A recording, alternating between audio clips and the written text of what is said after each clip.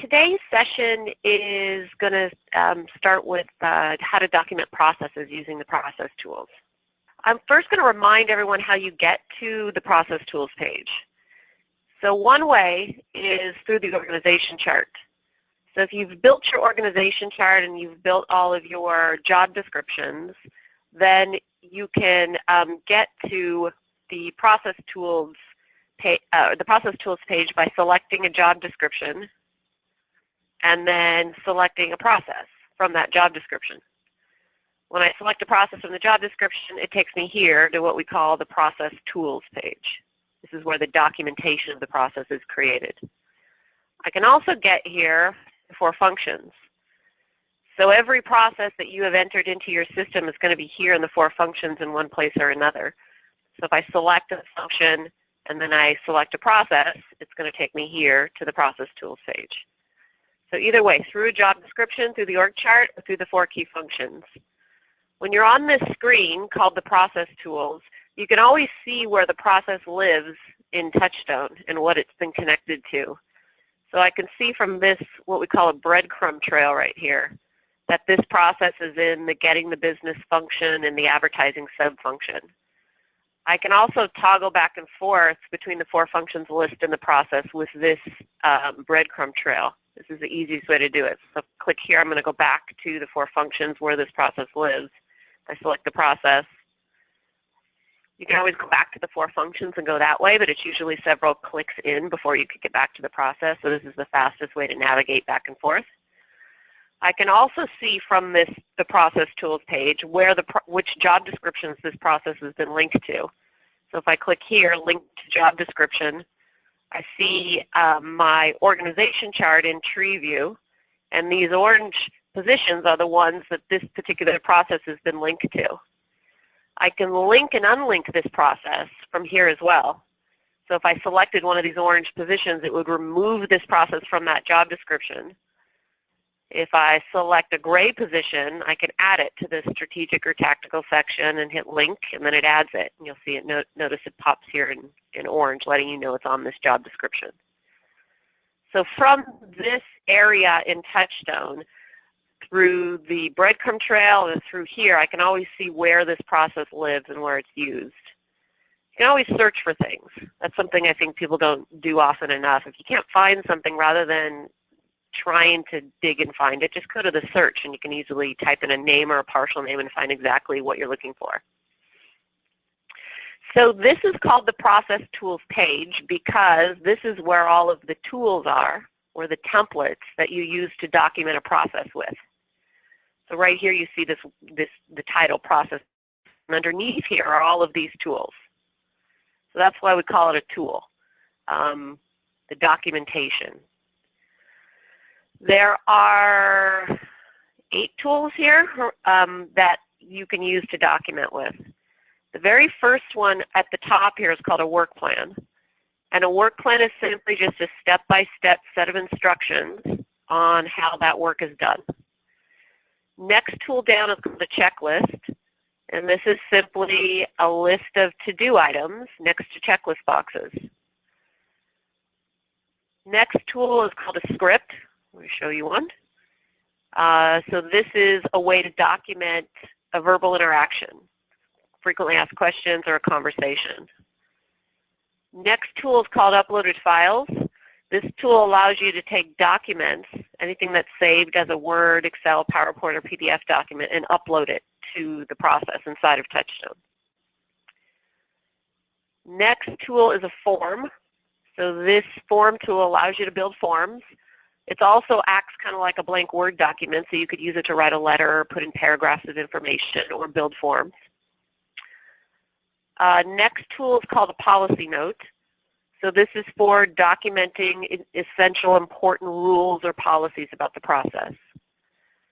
And the last 2 are a video uploader, where you can upload videos, training videos, and an audio upload, where you can upload MP3 files. So all of these templates or tools are some of the best ways to document processes with. So we've kind of captured the best of the types of tools that document processes well. Generally, the work plan tool is the one that's used the most. So the work plans hold the majority of the documentation.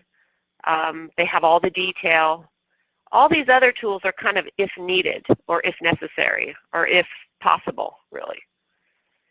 So in this training session, we are going to go through the first two tools, work plans and checklists. And these, again, the work plans are the ones that are used the most, so I'll probably spend the most time talking about how to use the work plan tool and what makes a good work plan. Next week, we'll finish it out with covering the rest of the process tools. So before we get into that, I just want to describe some of the basics on the process tools page. So going across the top here, we talked about this link to job description. So this, again, is like a quick help tool, which allows you to see which processes have been linked to which job descriptions. When you've built all your job descriptions, like we talked about last week, it's kind of a good idea to just double check that you've got the processes on the right ones.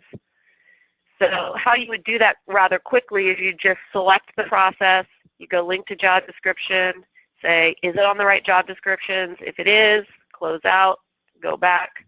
So it's a few seconds of process, choose the next one. Is this on the right job descriptions? If it's missing from one, add it. If it's on one it's not supposed to be on, then remove it. So you just go through and do like an audit of your processes, making sure that you've linked them to the correct job descriptions. Next is our archive. So this is a relatively new release, and what it's about is you can take a tool, like this one, any tool, and you can archive it. And the archive takes a copy of that tool and moves it into the archive.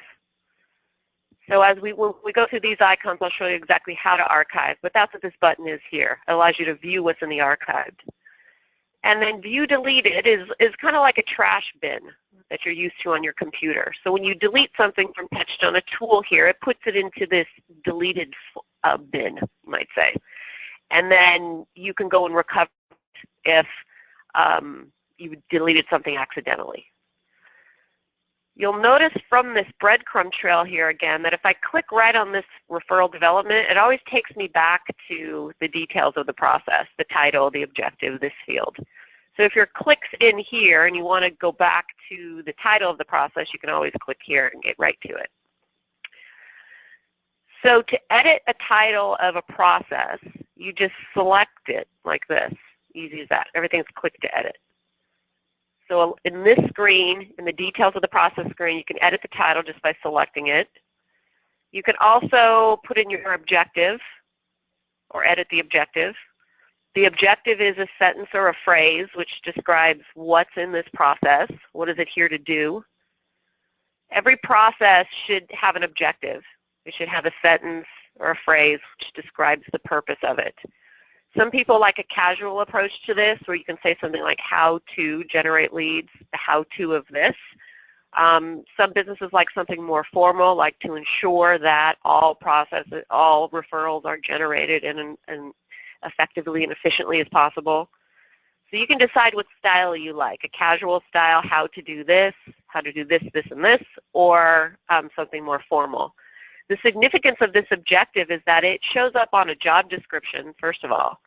So if we go to job description here, you'll see these objectives underneath the titles. And that kind of rounds out the job description because when somebody's looking at the processes, they can see the purpose of that process. It also helps you to define what's going to go in it. So doing these as you put the titles in of your processes is a good idea because you can say to yourself, what's going to go in this process? What's it going to accomplish? And then type in the objective. This box right below allows you to mark a process as complete or done.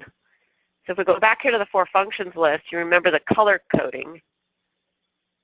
Blue means it's in process. It shows you right here. Somebody's working on it. There's something in it. Red, like this one, means there's nothing in it. So if I go to a red process, you'll see there's nothing here. And then black means it's done. So the documentation is finished. And this has been done manually. The blue happens automatically. The minute you put a tool in a process, it turns it blue. The black you do on your own. So if I select this referral process again and I fill in this box, process documentation completed, Then I go back, you'll see that it's been turned black. Now, even though I've marked this as complete, I can just as easily uncheck it, and then it's blue again. And sometimes this happens because you may finish the documentation of a process and then you may decide it needs to be innovated or changed or it's wrong, so you unmark it as complete. Also in this screen, the details screen, we can put a process in the public folder. So the public folder will appear on the home screen, and it's a place where you can put company-wide information, processes that are the accountability of everyone, things that everyone needs to see and use. So it would not, you wouldn't want to put processes in the public folder that are the responsibility of one or two positions. Rather, these processes are everyone's responsibility. Everyone needs to have them and have access to them. If you put a process in the public folder and then someone selects it here from their home screen, like this one, they're going to be taken to what we call the control panel view. So I can look at this and use it, but I can't edit or change it here. This is just for the using and accessing of it. So normally public processes are going to be like HR things, like employee handbook, new employee introduction, documents, forms, information that employees need to have access to all the time, like how to request a vacation and all those forms for that, client satisfaction. If you perform classes and workshops and then you upload maybe documents related to that workshop or class that just happened that month, you can store all that here. And then if somebody needs to go back and access it, then they can. It'll always be available to them. They can't edit or change or delete anything here. They can just view it and use it. Okay, let's go back. So that's the details of the process and how to use them in this screen. So going over here to the left, let's first talk about work plans. So here's a work plan example. Sometimes processes will have more than one work plan in them. So you'll notice in this one, I've got this referral development work plan, and then I've got a work plan here for referral development of alliances. So the work plans act in a way like the sub-areas of the process. So if there's more than one thing that happens in a process, then you can have more than one work plan. So I'll show you another example. So over here in running the business, I think I have, here's a good one. Here's accounts payable. So everything related to how to pay bills is going to be inside of this process. If I select this, you'll see there's numerous work plans over here. How to make check deposits, invoices, special invoices. So it's good to combine things into a process that are similar activities.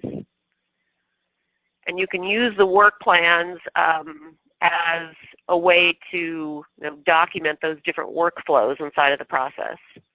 The 4 key functions is a big outline. It starts with the uppermost 4 functions here, and then we drill down into one of the 4 key functions, and then we drill down into sub-functions like advertising, and then we drill down onto a process called referral development, and then we see everything related to that, all the work plans, all the workflows, and all the tools. So it's this hierarchy of processes that flows from one to the other. So this is an example of a work plan. Everything is click to edit here. So if I wanted to edit the title, I would just select it, and then it would be open for me to edit. This work plan has an objective right underneath here. This is the same idea as the process objective. If you have a process and it only has one work plan in it, like there's no multiple workflows, there's no multiple things that happen, it's just one set of tasks that somebody follows, then typically the name of the process and the first work plan are the same. And the objective would be the same. So I'll say that again. If you only have one work plan in a process, because that's all you need, then don't struggle to find a different title. The title of the process and the title of that one work plan would be the same. The objective would be the same. The work plan titles would be different if you have multiple work plans, because you're kind of defining, what is that inside the title of the work plan. So let's talk about how to create the process tools. So all the tools work the same way. If I want to make a work plan, I just select the title here, And then I put in the name of my work plan. Remember, if it's the same, there's only going to be one, then it's just the name of the process itself. I put in the objective, the purpose. Normally, if there are numerous work plans, then these objectives will be slightly different. And then I hit create. So easy as that. All these tools work the same way. You just hit the title, you're going to be prompted, or hit the title of the process tool, you're going to be prompted for the title of that tool, you type it in, and you hit create. So now you'll see we have 3 work plans here. If I was going to start to build this work plan, I just begin by adding a task. So I add task 1, click open the task field, and then type in the first task, and then I save it. Then I go add task again, and then this is the second task. TouchStone's numbering these automatically, so you don't need to number them. And then I go add task again, and then this is the third task. The reason why you're going add task is because this template is kind of forcing you into the step-by-step nature of good documentation. You want to think first step, second step, third step, and document those steps. The reason the templates are defined this way is in TouchStone is because if numerous people are documenting processes typically in any business, and when somebody uses a template to do that, kind of irregardless of their writing style, it all kind of looks and feels the same. The only thing that really screws it up is if somebody goes add task and they add one task and they put all the tasks here in the first task. So they're going 1, 2, 3, 4, numbering themselves, and hit save, and then what you've got is this one big task with everything in it. So when you see that, then clearly you know that someone doesn't understand that they need to go one step at a time. Below the task sections here, there's this section called expectations. So expectations are for just subjective things, timing, standards, qualities, anything extra you want to say. So anything that doesn't fit into the tasks for whatever reason but is important, then put into the expectations. Everything is drag and drop here. So all these tasks you can drag up and down to change the order. Work plans and tools are drag and drop as well. So all I'm doing is dragging and pulling these up and pulling these down. When you have numerous work plans in a process, sometimes you can put them in a workflow order, like what happens first, second, and third. If that doesn't make sense, you can do alphabetical order, whatever order makes sense to you, but this is all drag and drop. So I'm going to click open a task field here. Let's talk about this toolbar. This toolbar, the same toolbar you're going to see inside of all the tools. So anytime you add checklist items or scripts or anything like that, you're going to see the same toolbar. All of these functions are pretty similar to Microsoft Word, so you should recognize them for what they are. Based on any word processing tool that you use. When you type directly into a task, it's always 10-point Arial. That's what it's going to look like. When you export documents, anything in these tools, it exports it as 12-point. But what has been determined through internet research is that people's screen sizes and your zoom capability is that the 10-point Arial is, or 10-point is best seen on computer screens. So it's good to know this because when you cut and paste in from a Word document, which is commonly done if you have existing documentation, so here's a Word document. When you cut and paste in, this is not 10-point Arial. This is like 12-point something in bold. So when I cut and paste in from a Word document, I usually just go right-click, copy, and then I put the text in here. And then you can use this paste text icon, or I just right-click here, and I'm in Chrome, which most everybody should be using. And I can see this right here called Paste as Plain Text. When I do that, it pastes it in as plain text, and it appears, the same font and font size as what's inside of TouchStone. So remember that when you're cutting and pasting. Try to paste in as flat text. If for whatever reason you want to preserve the bullet points or the bolding in your Word document, then you can paste in normally, and then that will be preserved. But usually you'd want all the documentation to kind of look the same, so keeping it in the 10-point Arial is typically a good idea, so things don't start to look different. Inside this toolbar, there's a couple special things. The first is a hyperlink. So this is the hyperlink tool. And what you use the hyperlink tool for is to link between one thing and another inside of TouchStone, or to link between TouchStone and anything else that lives on the internet. So I would highlight my link word, and then I go to this link chain, and up comes the hyperlink dialog box. I hit the link drop down, and here are all my options for hyperlinks. An external link is going to be a link to something else that lives on the internet. So another website, another web page. The easiest way to do this, choose external link, would be then to go to a page like this one, say. Let's go to Google. So this is opening my Gmail. And if I go here and copy this URL, and then I go back to TouchStone, and I paste in this URL, and I hit insert, now once this is saved, if I click this link, it's going to go to my Gmail. Now, if you're linking to Gmail or to another web tool, you need to be past the password screen. So you need to be logged into that tool, and then when you hit the link, it'll go there. So for external links, use that external link icon and then paste in the whole URL, and then that's the fastest way to get that external link. Remember to use the external link. Sometimes I see in TouchStone accounts people are typing in web addresses. They even cut and paste it in with all this up here, with all this garbage and the the HTTPS and all that. It just kind of clutters up the work plan and makes it a little messier than it needs to look. So take those website links and embed them in using the external link. All of these other link types, again, are things that are inside of TouchStone. So if I want to link from this work plan to another process, say, I would choose process, and then I see a list of all my processes in alphabetical order. I choose the process I want to link to, and then I hit insert. So you can link to other processes, to other process tools. The reason you would do that is if you want to show how, if somebody needs information from one process to finish another, or you want to show the actual form that they need to fill out in that task, or the uploaded file they need to access, or the checklist they need to fill out. The toolbar also has an image uploader, and that's this little tree icon at the end here.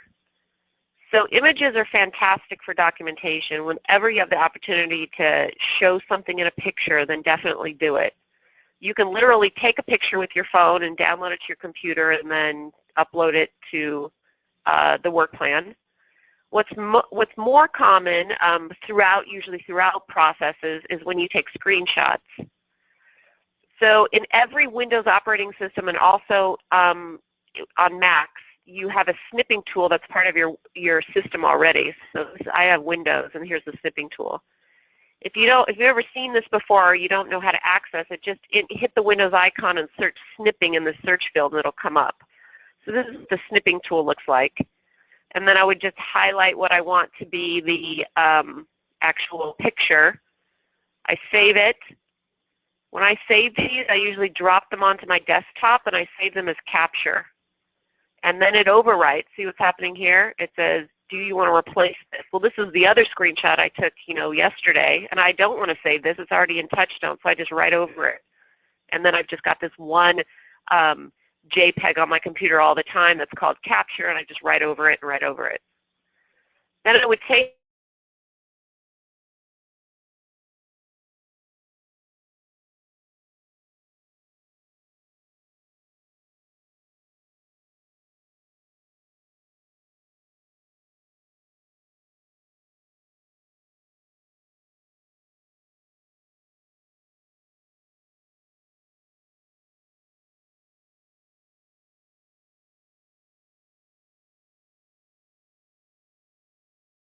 right up here is called Jing.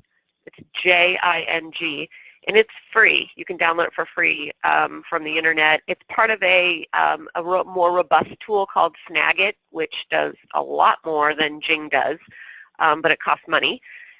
In the free version of Jing, this is all I've ever used. I don't need anything more than this. So it's got capture tools, and it's also got video upload tools or video capture tools. So if I want to take an image with Jing, I hit capture, and I set the screen size, and then I just hit capture image, and then there it is. With Jing, you can do these cool little arrows, which I think are fun. You can make boxes for things. You can write things if you want. So when when you've captured the image that you want, you just hit the save button and upload it, just like before. You can also do, and we'll talk more about this next week when we talk about the video upload, but you can also do screen capture videos, which I'll just show right here. So up here, you can do a 5-minute screen capture with the free version of Jing. So I hit screen capture 1, 2, 3, and then if I'm speaking in voice over internet, it's going to go onto my computer, and then I go click here, open this, do this. I'm clicking around, saving this, and then when I'm done, I hit cancel, or you would have seen that it was running out in 5 minutes.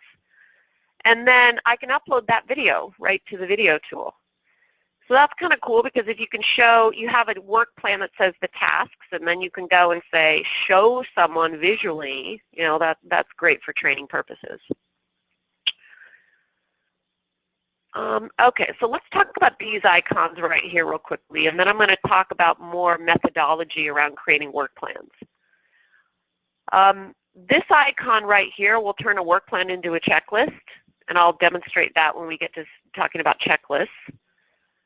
This icon allows you to move a process tool. So if you build a work plan inside of a process like this one, and then you decide later for whatever reason you want to move it out of this process and into another, then that's what this tool is for.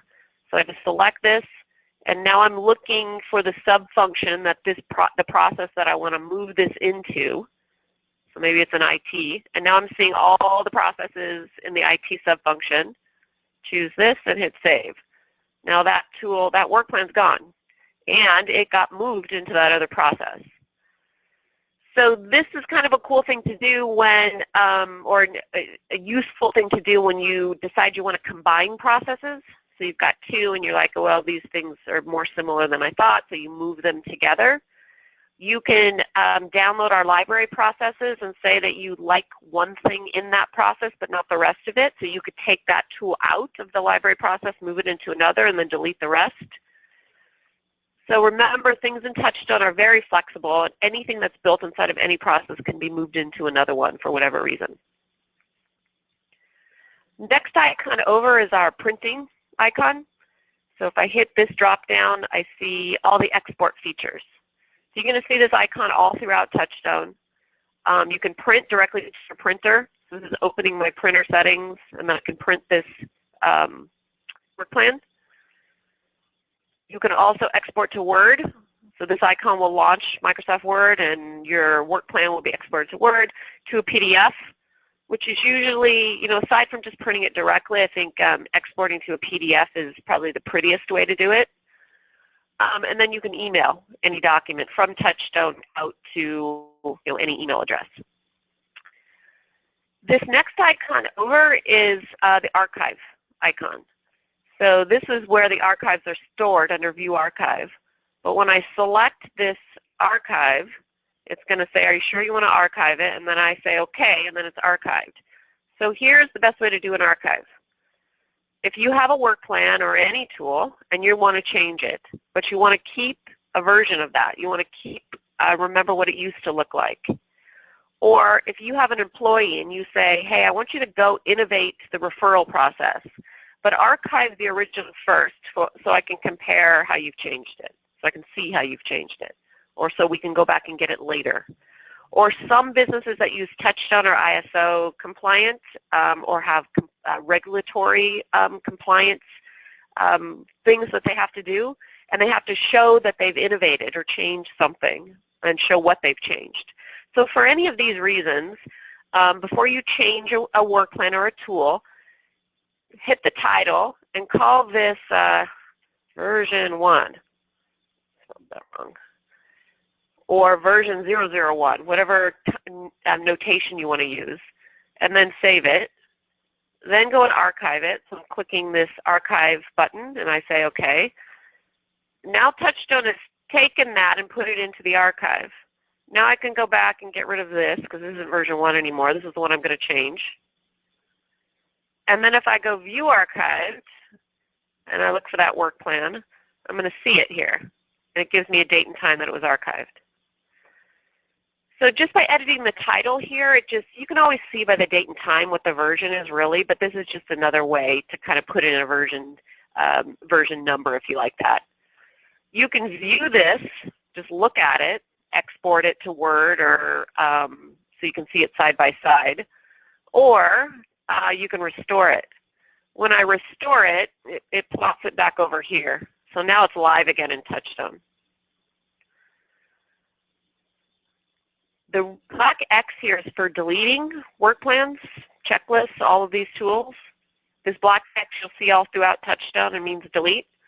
So if I delete this work plan, this is the one that I just restored from the archive, I just say OK, and now that's gone. So if you delete something and you made a mistake and you really don't want to delete it, it's just as easy as viewing the archive. You just go View Deleted, and you look for what you deleted, and then you'll see it here, and you can restore it. Okay, so let's talk about what makes a good work plan, and then we'll move on and talk about checklists. Work plans should be detailed. They should be comprehensive. They should have clear, succinct, easy to follow language. When you're deciding how much detail to put it into a work plan, one thing to do is to consider who the audience is for that work plan. So what are the minimum qualifications of that person or the employees that are going to be doing this work? That helps you decide how detailed it needs to be. So for example, if we hire a salesperson and we require before we hire them that they need to know how to use Microsoft Word products, they need to have had 2 years of sales experience, they need to know how to use our CRM already. So these are the minimum requirements. And we hopefully test them to make sure they have these skills before we would even hire them. So if that's the case, in a work plan for the salespeople, I don't need to explain to them how to use the CRM. I don't need to explain to them how to open a Word document. I don't need to explain to them basic sales techniques because they should already know those things. A more extreme example, just so you get the point, if you're a doctor's office and you're hiring doctors, you don't need to document processes teaching them how to be a doctor because they already went to school for that. They already know that. You're hiring them with those minimum qualifications. But what you do need to document is everything from that point forward. So how you do it in your business, the qualities by which you do it, the different techniques that you use that makes you special or makes your product or service unique, the sales techniques that you've discovered over time work well with your customers. Those things need to be documented. When you're hiring an entry-level position where there are very few minimum qualifications, that's where the biggest detail challenges come in because you want to be able to use your work plans to train those people. So if they have minimum qualifications, then your documentation needs to go that extra mile. That's when it becomes extremely valuable to you and to your business and worth lots of money because you can take someone with no qualifications and train them up in what you do and how you do it with your documentation. So keep all that in mind when you go to document your work plans, when you're thinking about what's enough, what's not enough detail, and what's too much detail. When you're documenting your tasks, you try to start with an action word. Watch, schedule, prepare, write. So think about the action that that person is taking. Describe it as a step. When you get to a task where there are numerous parts to it, like number 3 here, use bullets and sub-bullets to segment out the different thoughts or the different sub-tasks that they would do within this overall task. Don't do it like this, like number 4 here. Don't do it like this. This right here is much harder for me to read and understand what to do than this is, right? It's much harder because I'm trying to read a paragraph of information right here, and I have to decipher what's being said, how it's being said. It's kind of like trying to read a story and then tell someone the steps of the story. It's just harder. If it's like this, then I've got bullets to follow. I can also refer back to something like this much easier than I can something like this. If I try to see, well, what's happening in sentence number 2 here, and what do I do after that area, I can't really see it here all that well, but I can see it here. So try to use bullets and sub-bullets. Think of like specific steps. When you've done work over and over again in a rudimentary way over time, it becomes kind of ingrained in you, and it's kind of difficult to sit and think, well, what are the steps of this? So if it's challenging, then, you know, it's challenging for everyone, because if it wasn't hard, everyone would have documentation and that we wouldn't be sitting here right now. It's challenging because you have to think about the specifics of what you do when you write it out. If you're a narrative thinker, if you're a storyteller and that's your writing style, you can write it out like this. And I see this a lot of the times when I'm reviewing work plans. Then break it apart into the sub areas like this if you can. So if it's your writing style to write in a narrative format, write it out in the narrative and then go back and try to break it apart. You see some examples of hyperlinks here. So right here, we're linking to a referral letter, which is, you know, right down here. Here's the referral letter. Here, I'm saying, watch the training video. This is kind of a cool technique. I saw an account the other day where they did this in a lot of processes. So they're doing this for training purposes. The video is right down here, but they're saying, here, watch the video and follow along with the steps, or then go and read the steps. Videos, by the way, don't replace the work plans. They can't. If I have a step-by-step of how to do something, I can watch someone do it in a video, but if I have to learn that, you need it written out. You can't remember it visually, and then you have to go to the video and rewind back to see, well, what did he do then? And so you have to have both. You have to have the written out and then also the video. Think about using if-then statements. So I'm giving an example of this, you know, right here. If you're in a work plan and you get to like, well, if this, then that, then use if-then statements to document that. Sometimes work plans have a rudimentary, or work itself has a rudimentary pattern to it, and then you get to a place, well, if this happens, then this could happen. Or if that happens, then this could happen. Just handle that with if-then statements within the work plan. When I hear people say, well, we can't document this because it's just so variable, it's just so all over the place, there's no way to document it, I always challenge them because it can be documented. And really what they're saying is there are these variable situations that throw you off into different directions. But truly what's happening is probably around 75 to 80% of what they're doing is rudimentary. But they're fixated on the variables because they're so variable. So document the standard situation, the 75 to 80%, and then do if-then statements to handle the variables. I used to be in efficiency planning, and people, without a shadow of a doubt, would always say, well, we can't improve the efficiency because it's so different each time. And it's never true. It's not different each time. There are variables, but the majority of it is rudimentary. What else? Here's an example of a screenshot. So you can see how this is like a nice kind of picture for showing what I'm talking about. You can also do like if you're talking about the use of another software tool or the use of a web tool, like here, log into the CRM, go to the contact screen. When I click here, it's taking me, this is Infusionsoft, the CRM we use, this is the contact screen. So I'm using TouchStone to standardize or create the operating instructions on how to use the CRM. And then I've got a picture. So go here to see it for real, and this is what it looks like when it's filled out. Another technique with work plans down here, here's another hyperlink example. This says enter leads into the CRM. So this is kind of redundant because this is just an example. But oftentimes you have this situation where there are these processes or these things that are done inside of other processes, inside of other numerous processes. So I have this process called how to enter leads into the CRM in the CRM how-tos process, and here's a work plan. And everywhere that people enter leads into the CRM, I just create a hyperlink to that inside that task. Okay, let's talk about checklists here for a minute. So a checklist works the same way as the work plan tool. If I want to make a checklist, I just hit the title,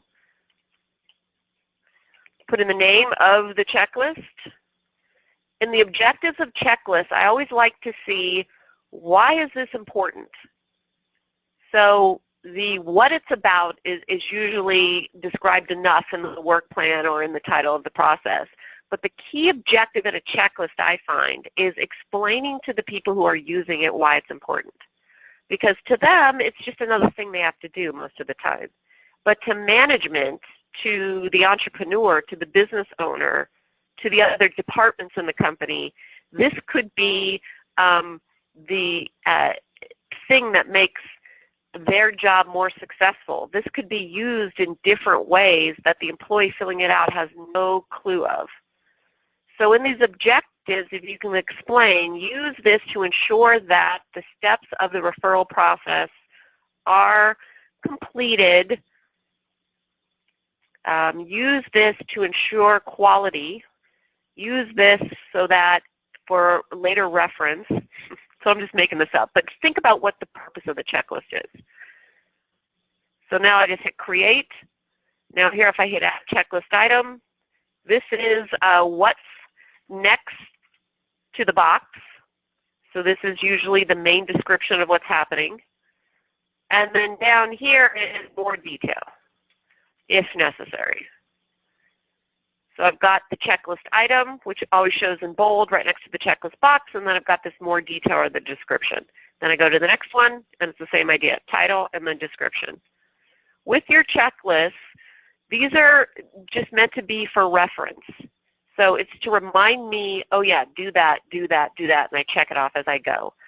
It doesn't necessarily need to explain to me how to do this checklist item. That's what the work plan's for.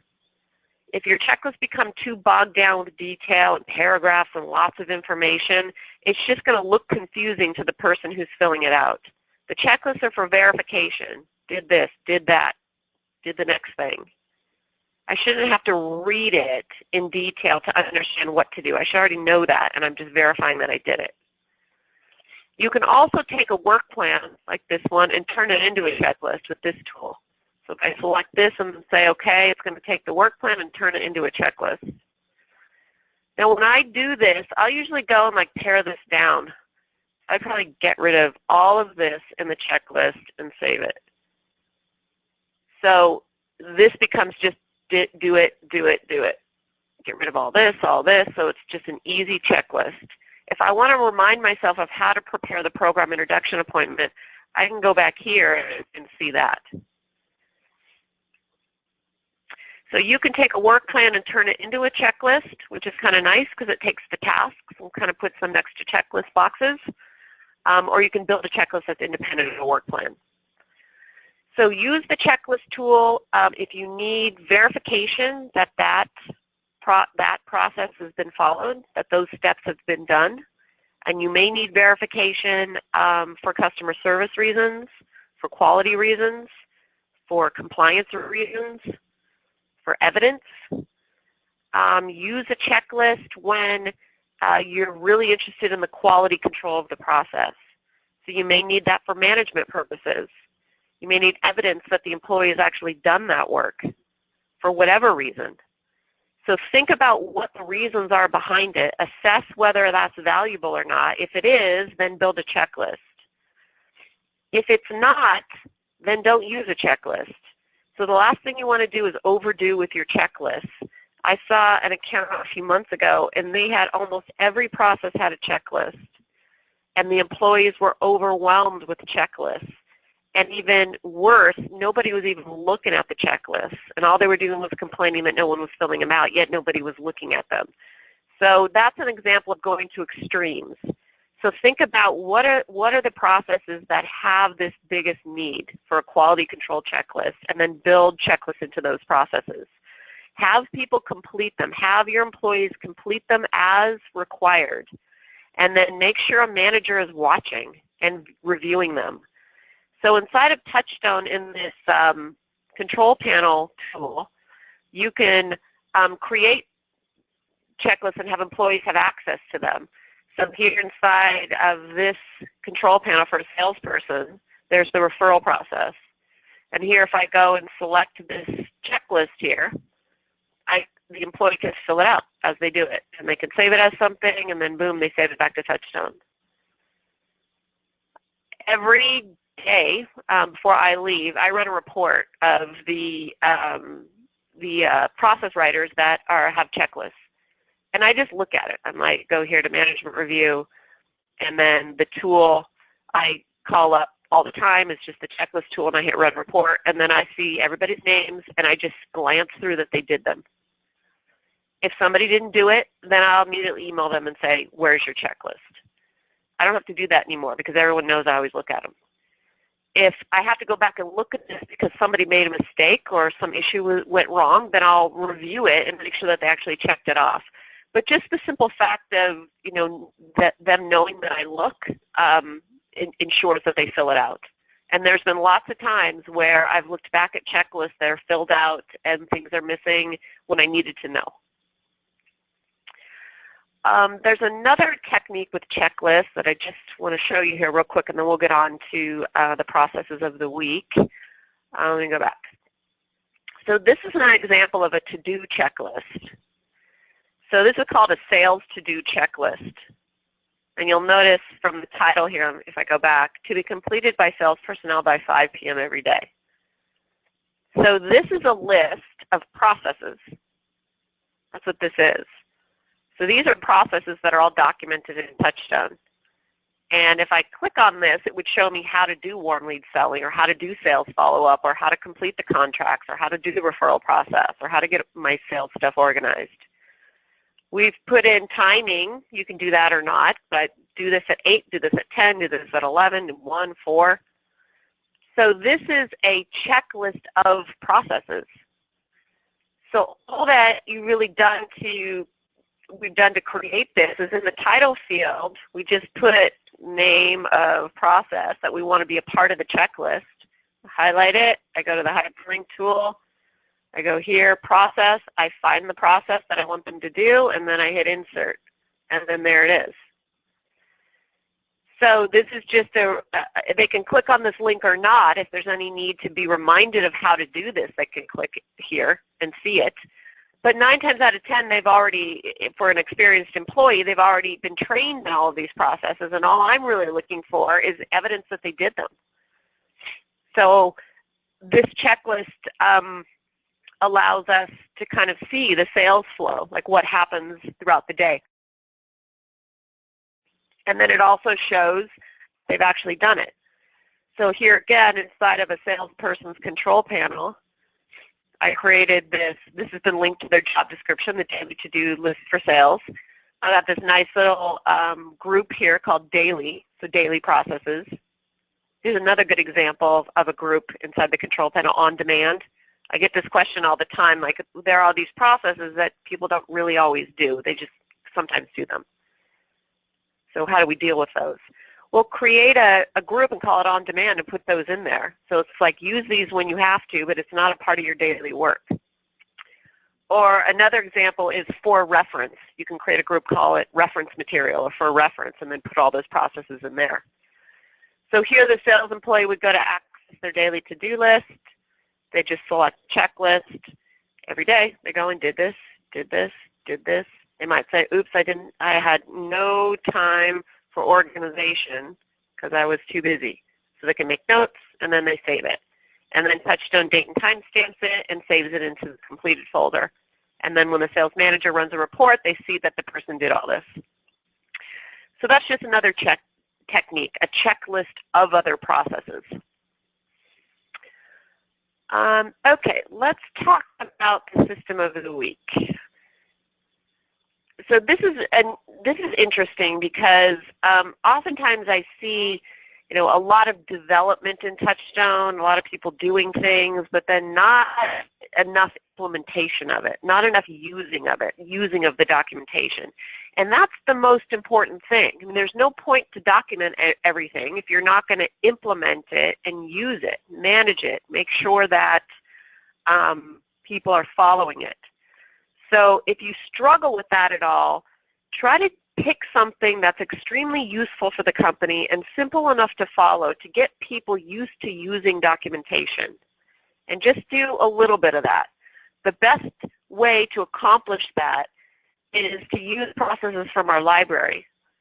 So pull over some key processes that happen in the business and then ask certain employees or departments to use them. So processes that people are asking for all the time or interested in are human resource ones. And these 4 here are awesome. Recruiting, interviewing, here's an administrative, and then onboarding. So this is a common issue with businesses. They don't know how to recruit and hire good employees. Once they're hired, they don't know how to onboard them in a way that makes them stay. So these processes, there's many more on HR in the Running the Business Library, but these are awesome processes to use. So starting with recruiting, there's a process in the library called recruiting. It's got numerous tools in it, and I don't have time to go through all of them, so I'm just going to kind of give you the essence of it.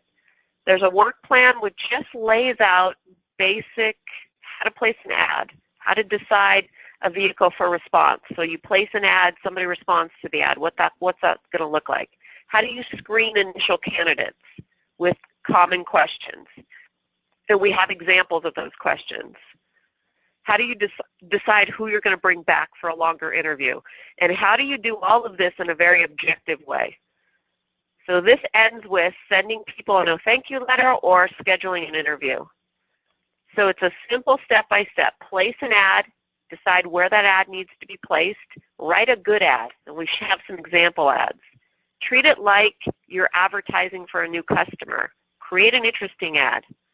Create a vehicle for the candidate to respond. So you are systematizing, creating a process for recruitment here. So what's the vehicle for response? Decide how you're going to screen through those candidates. What we suggest is a short interview where you've looked at their resume, you know that they're qualified, you call them up. Who are you? Why do you want to work here? Here's a description of the position, so decide what your questions will be. 5-minute short interview. From that, decide who you're going to bring back for a longer interview and send no thank you letters. So there's tools all inside of here for how to do that. There's a voicemail script for a voicemail response vehicle when somebody responds to a recruitment ad. There's example recruitment ads and examples on how to write those ads. There's a short interview worksheet where the employees asked these questions over the phone or in person. Usually over the phone is the quickest way to screen through candidates that respond to an ad. So look through these tools, but your main objective here is to think of a step-by-step for recruiting. Make it a process that works, that brings in good candidates. Follow a system for it. Next step is interviewing.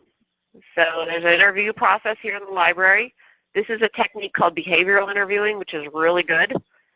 There's a step-by-step for how to think about how you're going to interview. There are sample questions for you to use. There's a checklist that can be filled out. There's scripts for how to explain what the interview is going to be like to the person, how to welcome them to the interview. There are score sheets for as you're sitting there with a clipboard, and I literally do this. I usually have my iPad out, and I've got TouchStone open, and I'm typing it into my iPad right into the control panel as I'm making notes when somebody's talking to me. The scorecards to make it objective. So it's not just, I don't like you just because I didn't like you in the first minute I met you. It's more objective than that. You're saying, how did they score with the interview questions? So again, this is like a whole methodology for interviewing, where you're looking for certain behaviors and seeing if those match your business. They match what you're looking for. At the end of this, you go through the score sheets and then decide who you're going to hire based on that.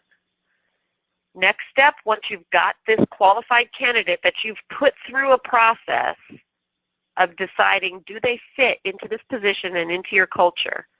This takes time. I think small businesses make huge hiring mistakes because they just don't spend enough time finding the right people. And it's so expensive not to do that. So just following these two basic processes if you don't have a system, it's going to be way better than what you're doing now. And if you do already have a system, I think that there's valuable things within here that would make your system better. This is a hiring administration process, so this has things like, how to review how to do reference checks, how to do testing if you need to, how to check driving records, rejection letters, how to scan a resume, things like that. And then this new employee onboarding, fabulous process. So there's these statistics that I ran across down here that I've probably shown before in other webinars. But it basically shows how hard it is on a business when they don't do proper onboarding. They go through the effort of finding good employees, and then they blow that employee's experience when they first come into the business. So this shows, this is the most striking one. The cost of losing an employee in the first year is 1.5 to 3 times their annual salary. The first 6 months, every new employee makes a decision about whether to stay or not.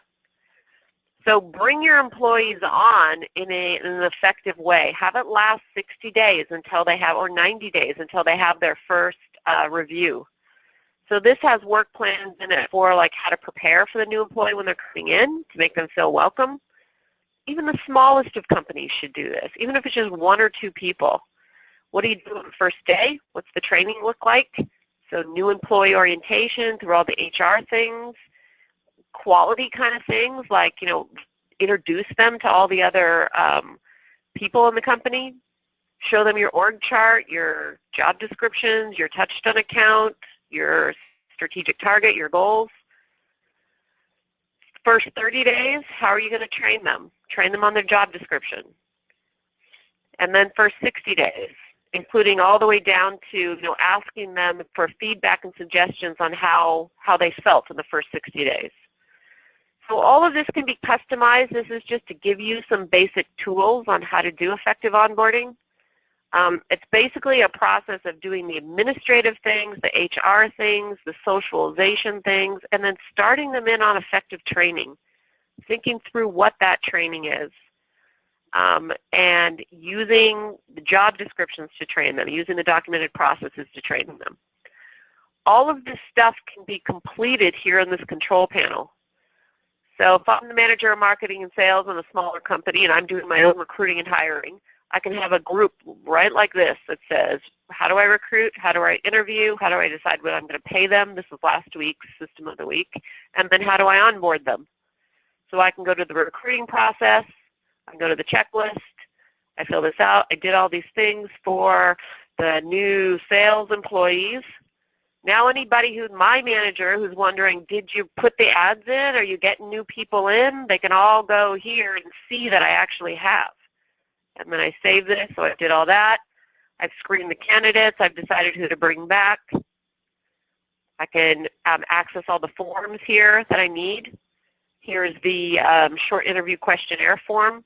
I can fill this out for every employee. I can put their name in, who I did it for, fill it out right here inside of TouchStone, save it. My manager could look at these score sheets and say, oh, look, she interviewed 10 5-minute interviews with 10 new candidates, and this is what came of it. They can review all these and decide, based on all the data I collected, who they want to bring back for a longer interview. So the interviewing process is the same way. You can go to this interviewing one, fill out the behavioral worksheets, fill out the questionnaires, put all that back in, do the score sheets, and then all the way to new employee onboarding, all of these tools. So I can fill out the checklist that I prepared for the employee. I can fill out the checklist that I went through the first day training with them. I could fill out the onboarding checklist to see that I went through those steps for 30 and 90 days.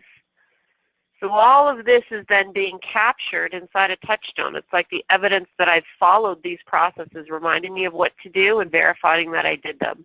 And then anybody who has access to my information here, these people, if they have any question about what I'm doing or how I'm doing it, they can always look at it and see it. So it's less interruptions and less wondering, you know, did that happen? Is that being followed? Next week, we're going to finish out by talking about the rest of the process tools. So I'm going to go over all the remainder of these tools and kind of in the same fashion talk about how to use them and then more importantly what goes into them. Thanks for coming, everybody. I'll talk to you next week. Bye.